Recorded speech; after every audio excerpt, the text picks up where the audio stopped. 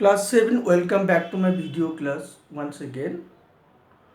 You see, গতদিনকে আমরা adverb নিয়ে আলোচনা করেছি বা গত পার্টে আমরা অ্যাডভার্ব নিয়ে আলোচনা করেছি। তোমরা সবাই জেনেছো অ্যাডভার্ব হলো একটি মডিফাইং ওয়ার্ড, তাই না?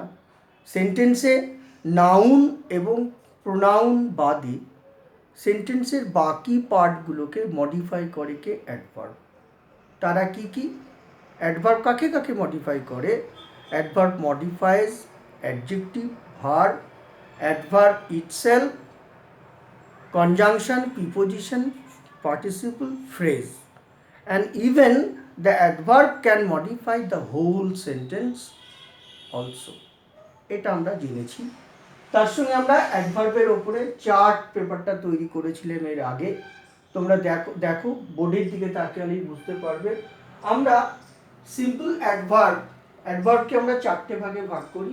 Number 1 simple adverb, number 2 indicative adverb, number 3 adverb denoting amount or number, and fourth number of adverb is emphasizing adverb. Okay, now come to the first point, first heading, simple adverb.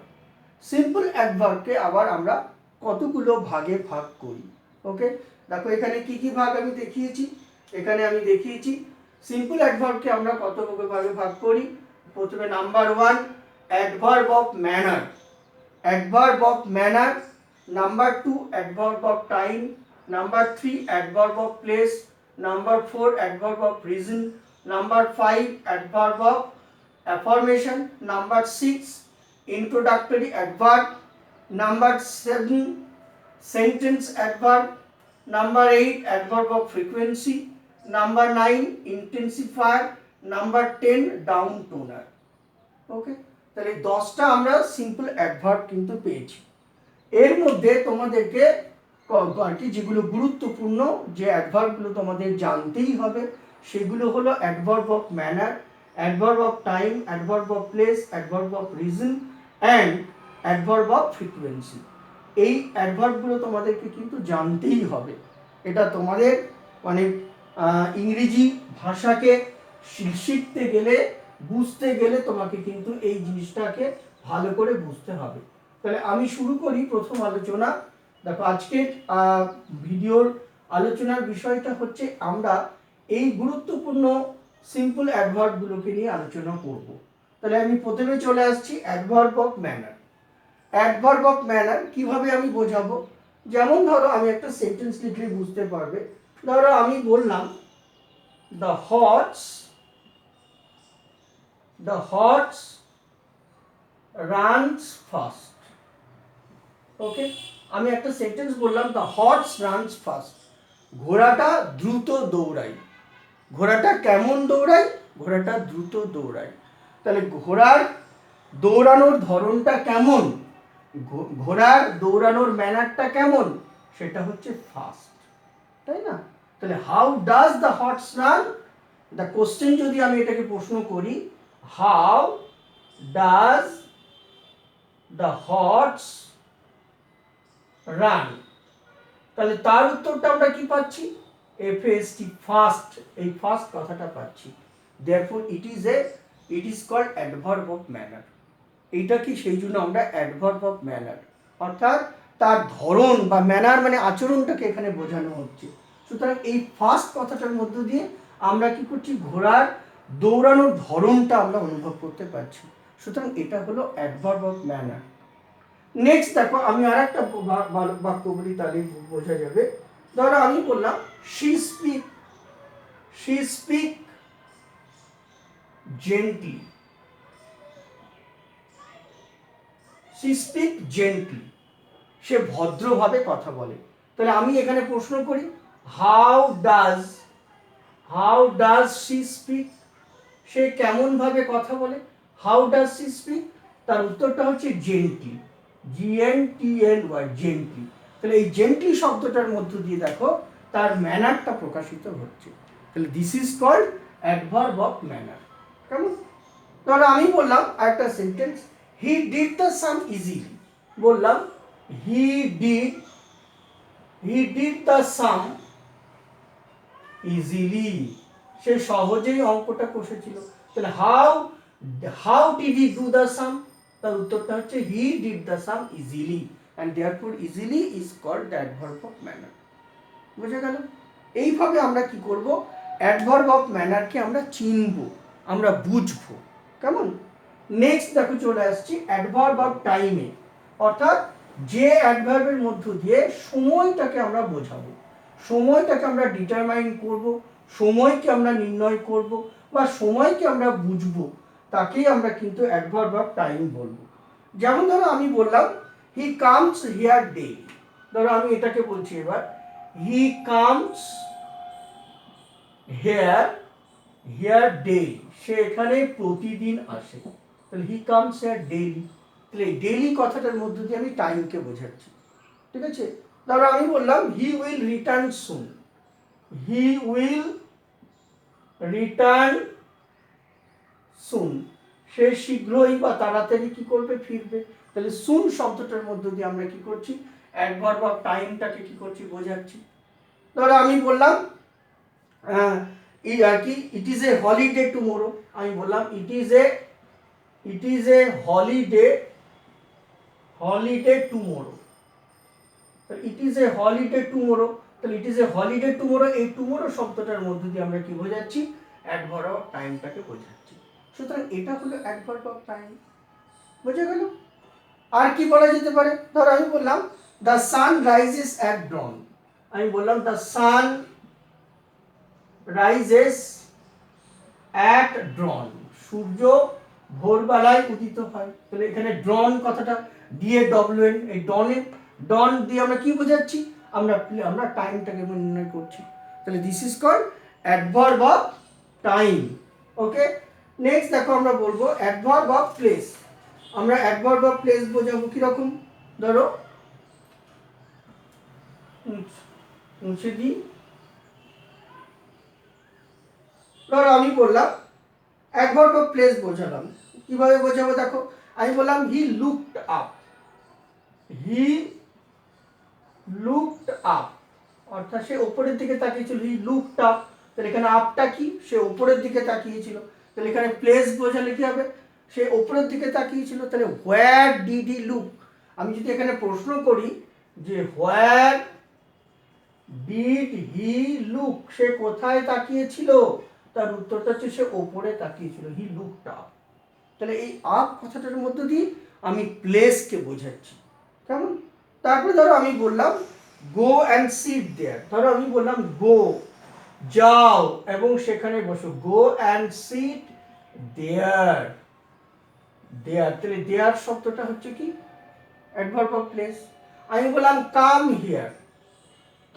Here, এখানে এসো, তাহলে এখানে here কথাটাও কি হলো, adverb of place হয়ে গেল। কেমন? ধরো আমি বললাম রজত ওয়েন্ট আপস্টেয়ার্স,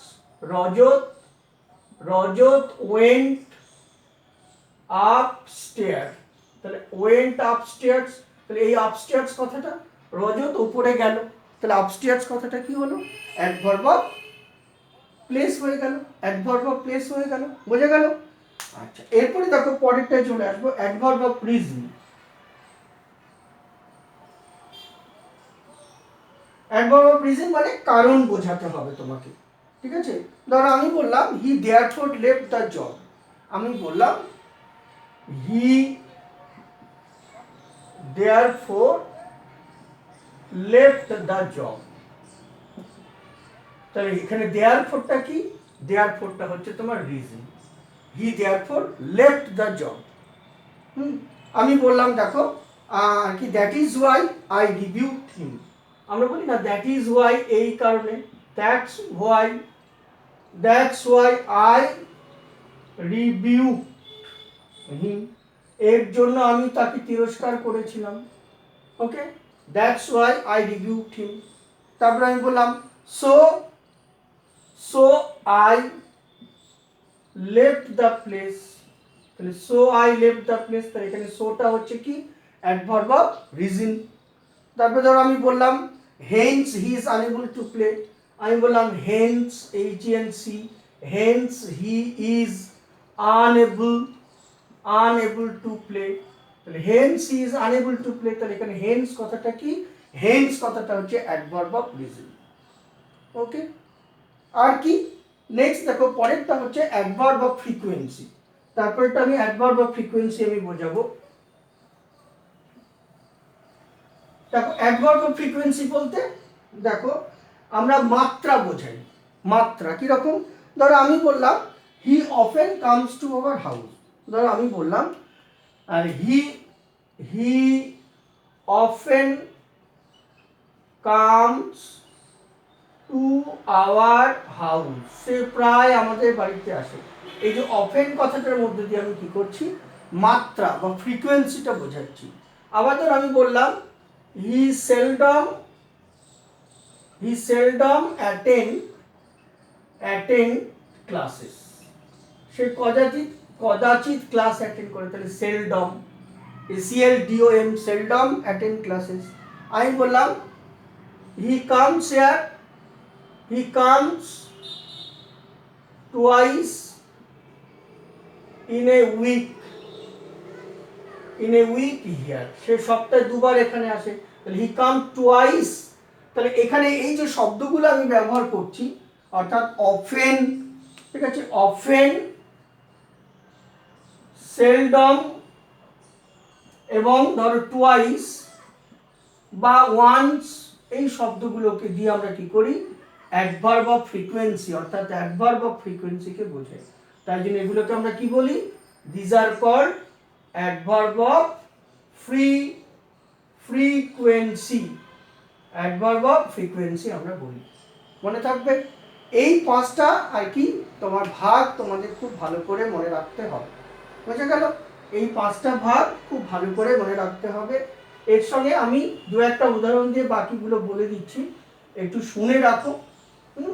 এখন এগুলো অত মনে না রাখলেও চলবে, শুধু একটু শুনে রাখো তাহলেই হবে। ধরো আমি অ্যাডভার্ব অফ অ্যাফার্মেশন বলবো, তাহলে কি হবে দেখো, আমরা লিখি না শিওরলি হি উইল কাম, তাহলে অ্যাডভার্ব ধরো শিওরলি হি উইল কাম, নিশ্চিত রূপে সে আসবে, তাহলে এটাই হচ্ছে তোমার affirmation, adverb of affirmation. Okay, surely, এই যে শিওরলি কথাটা বললাম, বা certainly he will oblige, okay, certainly he will oblige, ঠিক আছে, কি undoubtedly he is a good speaker, আমি বললাম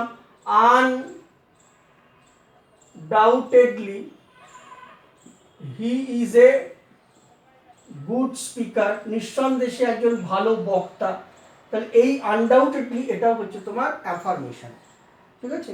নেক্সট হচ্ছে ইন্ট্রোডাক্টরি অ্যাডভার্ব। ইন্ট্রোডাক্টরি অ্যাডভার্ব বলতে আমরা কি বুঝি, ইন্ট্রোডাক্টরি অ্যাডভার্ব বলতে আমরা দেখো আমরা হেয়ার দেয়ার এই সমস্ত যে শব্দ লিখি, যেমন ধরো তোমায় বললাম, ধরো আমি বললাম there is no cloud in the sky, আকাশে কোনো মেঘ নেই, তাহলে দেয়ার ইজ নো ক্লাউড, তাহলে এই যে ইন্ট্রোডাক্টরি দেয়ার দিয়ে আমরা বাক্য লিখি।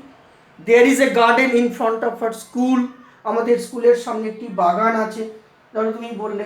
আবার বলে দেখো আর কি, there are many boys in the class, তুমি বললে there are many boys in the class, ক্লাসের মধ্যে অনেক বালক আছে, ইন দ্য ক্লাস, তাহলে এটা হচ্ছে তোমার introductory adverb.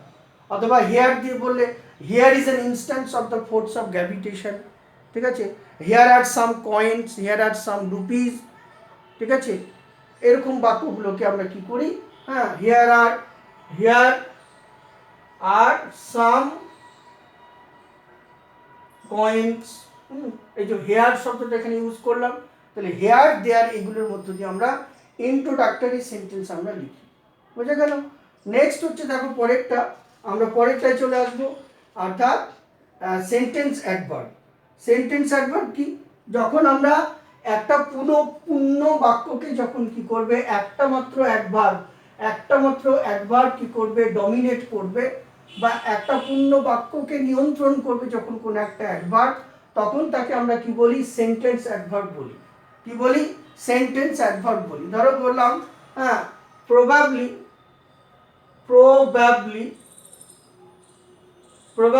he will reach late, বা he will reach late, ওকে, তাহলে প্রবাবলি, এই প্রবাবলি কথাটা হচ্ছে কি পূর্ণ বাক্যকেই কি করছে, সম্পূর্ণ বাক্যটাকে নিয়ন্ত্রণ করছে। আমি বললাম আনফরচুনেটলি, আনফরচুনেটলি হি ফেল, অর্থাৎ দুর্ভাগ্যবশত সে ব্যর্থ হয়েছিল। তাহলে আনফরচুনেটলি এখানে কি অ্যাডভার্ব অফ কি, অ্যাডভার্ব মানে পূর্ণ বাক্যটাকে নিয়ন্ত্রণ করছে এই আনফরচুনেটলি শব্দটা।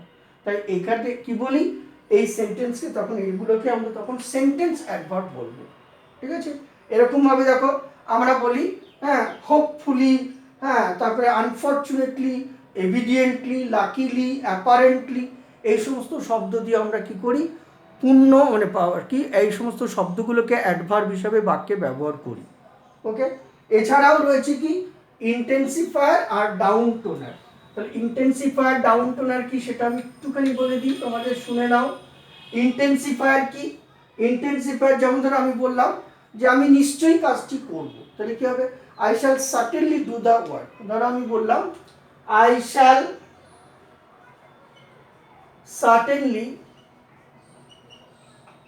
সার্টেনলি ডু দ্য ওয়ার্ক, আমি নিশ্চিত রূপে কাজটা করব, তাহলে I shall certainly do the work. তাহলে এই সার্টেনলি কথাটা হচ্ছে তোমার ইন্টেন্সিফায়ার। এই সার্টেনলি কথাটাকে আমরা কি বলছি, ইন্টেন্সিফায়ার, এই কথাটাকে ইন্টেন্সিফায়ার বলছি।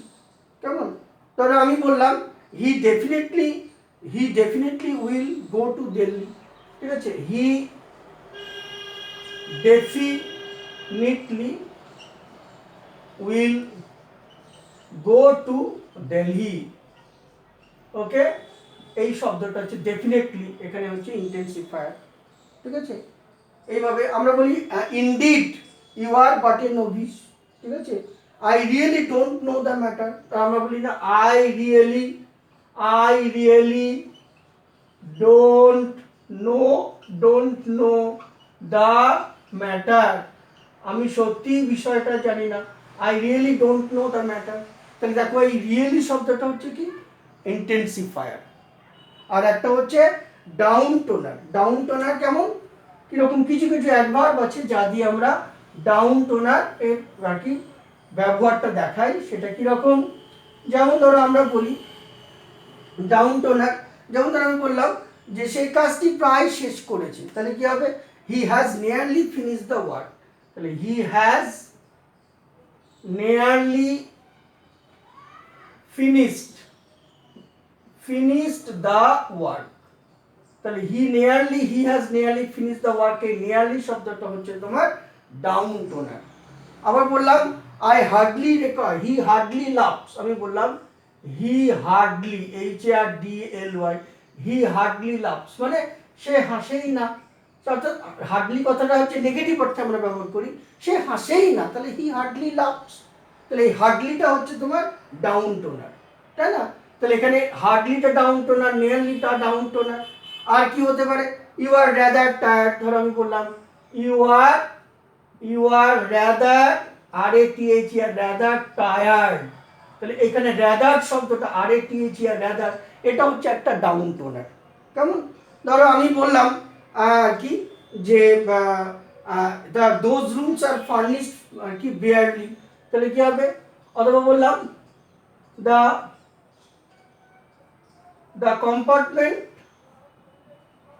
the compartment was barely filled up। ওকে, তাহলে barely শব্দটা হচ্ছে এখানে ডাউন টোনার। ওকে, এই হলো তোমার অ্যাডভার্বের আর কি তোমার চ্যাপ্টার। ঠিক আছে, তাহলে তোমরা কি করবে, মন দিয়ে ভিডিওটা পড়বে, ভিডিওটা শুনবে এবং তারপরে তোমরা অনুশীলন করবে অ্যাডভার্বের আর কি গ্রামার বই থেকে, কোশ্চিন পেপার থেকে, তাহলে দেখবে অ্যাডভার্ব সম্পর্কে তোমাদের একটা স্বচ্ছ ধারণা তৈরি হবে। কেমন, তাহলে আজকে আমরা এখানেই ভিডিও শেষ করছি। সবাই ভালো থেকো, সুস্থ থেকো আর মন দিয়ে পড়াশোনা করো। Thank you.